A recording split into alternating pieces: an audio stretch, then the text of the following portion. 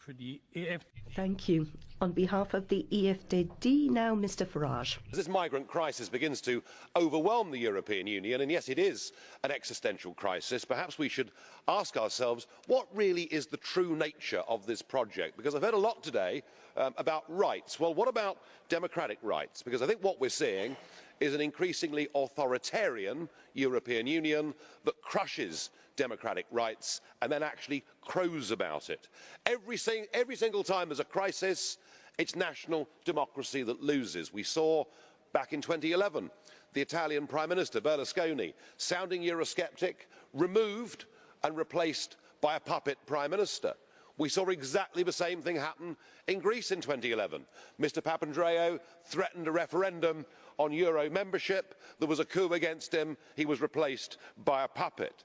In this migrant crisis, we've seen 4 countries, led, I guess, by the strongest, Hungary, making it clear they want no part of EU migrant quotas, only to find themselves crushed through EU trickery and made to accept the very thing that they'd said no to.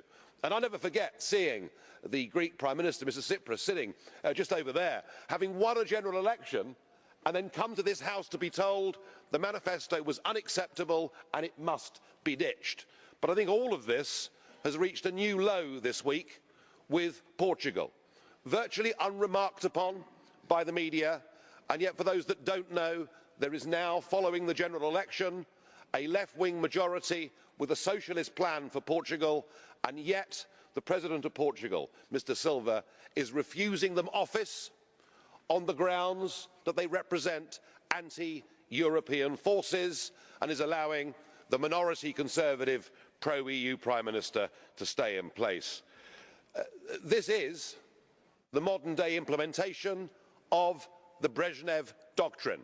This is exactly what happened to states living inside the USSR. What has been made clear here with Greece and indeed with Portugal is that a country only has democratic rights if it's in favour of the project. If not, those rights are taken away.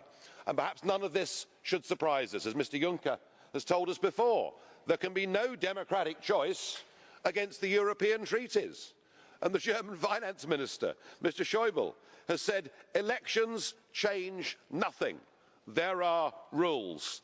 I think for anyone that believes in democracy, Portugal should be the final straw. It should be the warning that this project, to protect itself and all its failings, will destroy the individual rights of people and of nations. My country has always believed in parliamentary democracy so strongly that twice in the last century it risked everything to fight for parliamentary democracy, not just for Britain, but for the rest of Europe too.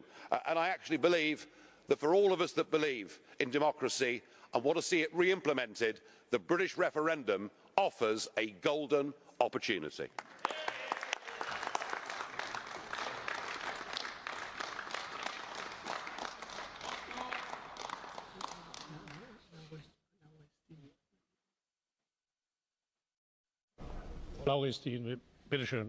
Go ahead.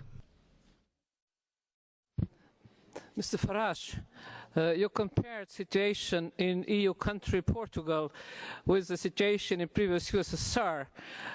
I know you don't have experience of living in USSR. We have. Can you please bring example where Brezhnev or somebody else leading Soviet Union was confronting results of democratic elections in one of USSR republics or members?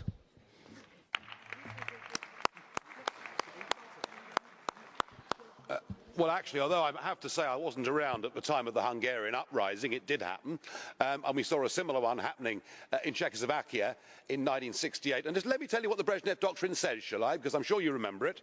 It says, when forces that are hostile to socialism try to turn the development of a socialist country towards capitalism, it becomes not only a problem of the country concerned, but a common problem and a concern of all socialist countries.